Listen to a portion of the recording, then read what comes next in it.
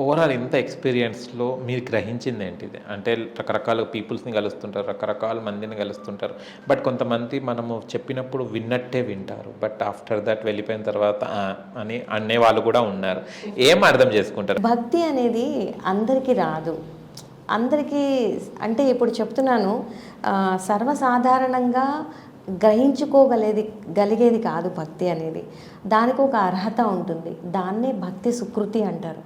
నాకు నా అకౌంట్లో ఆ పయస్ భక్తి క్రెడిట్స్ లేవనుకోండి, ఆ క్రెడిట్స్ లేకపోతే నేను భక్తిని కొనుక్కోలేను.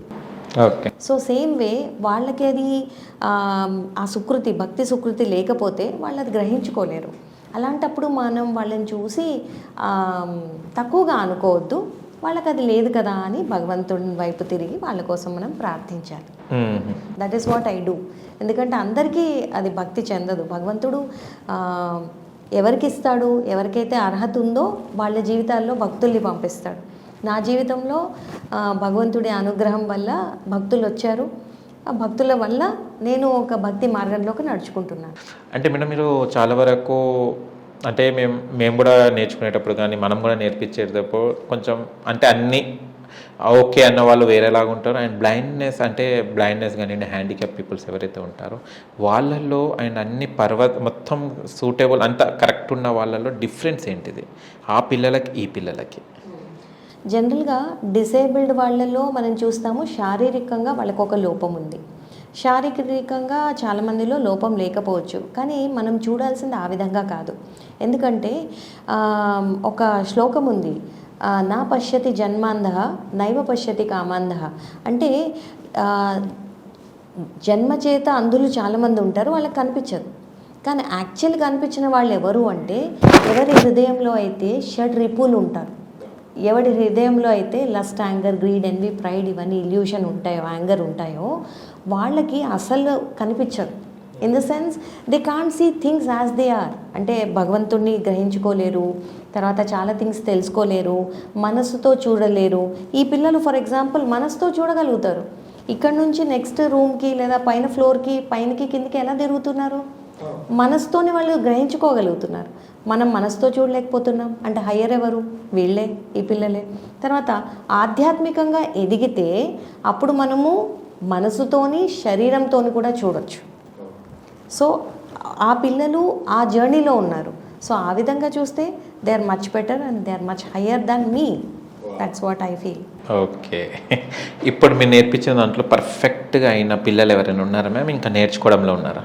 చాలా అంటే ఉన్నారండి. ఒక అబ్బాయి ఇప్పుడు ఆల్రెడీ లాయర్ అనమాట. ఏపీ హైకోర్టు జడ్జ్ కింద లాయర్ లాగా లాస్ట్ 3 years నుంచి పనిచేస్తున్నాడు ఆ అబ్బాయి. And he's also a devotee and he's in విజయవాడలో ఉంటాడు. అండ్ చాలా చక్కగా ఈ ప్రాసెస్ని ఫాలో అవుతున్నాడు. అండ్ ఇది ఫాలో అవుతున్నాడు కాబట్టి he is like a wonderful devotee and మెటీరియల్గా కూడా ఎస్టాబ్లిష్ అయిపోయాడు. అంటే both ways is established. Madam ఈ ఇంటర్వ్యూలో ఒక మంచిది ఏమనిపించిందంటే ఇప్పుడు లాయర్ అని అన్నారు కదా, ఐ వాంట్ హిజ్ ఇంటర్వ్యూ. ఎందుకంటే చాలా వరకు బాధపడే వాళ్ళు ఉన్న పేరెంట్స్ కూడా సపోర్ట్ చేయరు మేడం. ఏందన్నది ఇంట్లో వాళ్ళు చూస్తూ ఉంటాం కదా, చాలా వరకు చేస్తుంటారు. కానీ ఇవాళ తను అన్నీ ఉన్న వాళ్ళు కూడా చదవలేకపోతున్నారు, ఏదో సంథింగ్ మిస్ అవుతుంటారు. బట్ హీజ్ ఆ సిచ్యువేషన్లో కూడా ఇప్పుడు లాయర్, ఏపీ కోర్టులో లాయర్ అంటే ఇట్స్ నాట్ ఏ జోక్ కదా.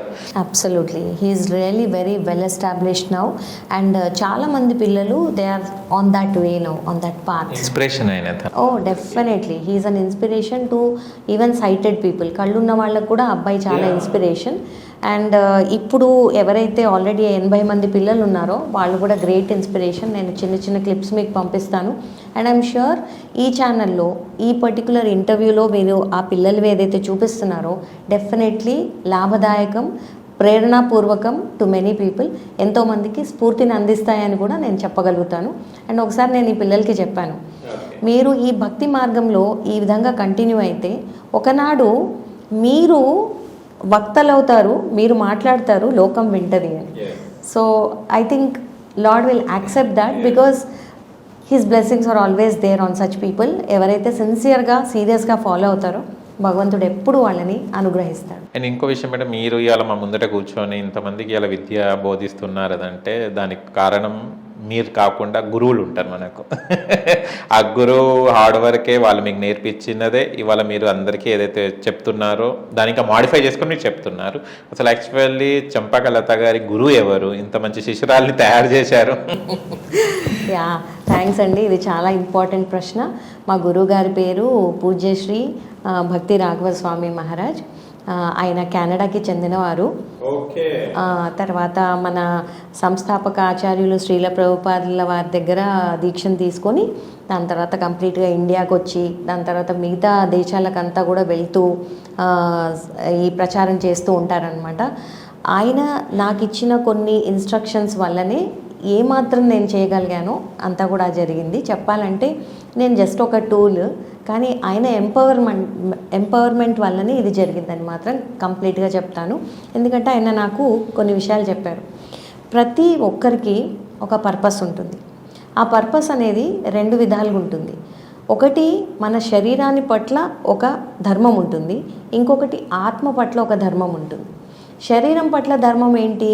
మీ గుణాలు ఏంటి, క్యారెక్టరిస్టిక్స్ ఏంటి, దాన్ని బట్టి మీరు చూసుకొని మీ ఆక్యుపేషన్ అనేది మీరు చూస్ చేసుకోవాలి. అది. రెండోది ఏంటి? ఆత్మ పట్ల ధర్మం. ఇప్పుడు మీరు శారీరక ధర్మాన్ని మెయింటైన్ చేసి ఆత్మ పట్ల ధర్మం వదిలేశారనుకోండి, డిప్రెషన్లో ఉంటారు కదా. ఇప్పుడు జనరల్గా మనకి జరుగుతుంది ఏంటి లైఫ్లో? ఇదే జరుగుతుంది. ఆధ్యాత్మికంగా నరిష్డ్ లేరు. సో గురువు గారు చెప్పింది ఈ 2 చెప్పి ఇంకొకటి ఏమన్నారంటే సెల్ఫ్లెస్గా నిస్వార్థంగా సేవ చేయాలి. ఎప్పుడైతే నిస్వార్థంగా సేవ చేస్తామో అది డీపెన్ అవుతుందో ఆ సేవ, అప్పుడు life becomes beautiful, blissful for the others and definitely for you also. ఎందుకంటే ఒక సేయింగ్ ఉంది, you gain a living by what you get, you gain life by what you give. So మనం ఇచ్చినప్పుడు యాక్చువల్లీ ఇంకా మల్టిప్లై అవుతుంది అనమాట ఎన్నో విధాలుగా. సో నిస్వార్థంగా మనం చేసినప్పుడు మనకి గురు అండ్ కృష్ణ ప్లీజ్ అవుతారు కనుక you should always be on that path అని చెప్తారు. తర్వాత ఆయన ఎప్పుడు కూడా శ్రీల ప్రభుపాదుల వారు ఇచ్చిన ఈ టీచింగ్స్ని ఫాలో అవుతారు కనుక, పరంపర నుంచి వచ్చింది కనుక ఈ పిల్లలందరి లైఫ్స్లో కూడా ఇప్పుడు నేను ఒక ఇన్స్ట్రుమెంట్ లాగా వెళ్ళినా కానీ అదంత పవర్ఫుల్గా ఒక మీడియం లాగా అది తయారైంది. So it's all I'm grateful to them. వాళ్ళ వల్లే జరుగుతుందని నేను చెప్తాను. ఓకే, చివరి ప్రశ్న మ్యామ్. ఇంత మీరు సర్వీస్ చేస్తున్నారు అండ్ ఇంత ప్రతిభ ఉన్నవారు ఎందుకు పాపులారిటీ ఎందుకు చేసుకుంటలేరు? పాపులర్ అంటే చాలా వరకు మనం ఇలా చిన్న సహాయం చేస్తే కూడా వీడియోస్ పెట్టేసి ఏదో చూపెట్టుకుంటుంటారు సోషల్ మీడియాలో. ఎందుకు ఇంత ప్రతిభ ఉండి కూడా మీరు ఎందుకు దీన్ని వైరల్ చేసుకుంటలేరు? మనకు యాక్చువల్లీ కావాల్సింది పూజ, లాభ, ప్రతిష్ట కాదండి. మనకు కావాల్సింది ఏంటి అంటే in the eyes of guru and Krishna we should be good and great. మనకు వేరే వాళ్ళు పేరు ప్రతిష్ట ఇచ్చినా ఇవ్వకపోయినా దట్ ఈస్ మోస్ట్ ఇంపార్టెంట్.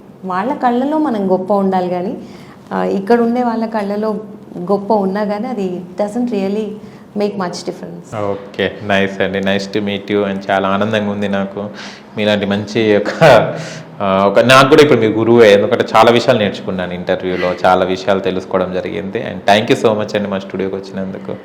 మీ ప్రశ్నలు చాలా చక్కటి ప్రశ్నలు అండి, చాలా థ్యాంక్స్. అండ్ మీతో మాట్లాడుతుంటే చాలా చక్కగా అనిపించింది. అండ్ వీక్షిస్తున్న అందరికీ కూడా నా చిన్న రిక్వెస్ట్ ఏంటి అంటే రోజు చాంటింగ్ చేయండి ద మహామంత్ర, అండ్ ఎంత వీలైతే అంత భగవద్గీత నేర్చుకోవడానికి ప్రయత్నించండి.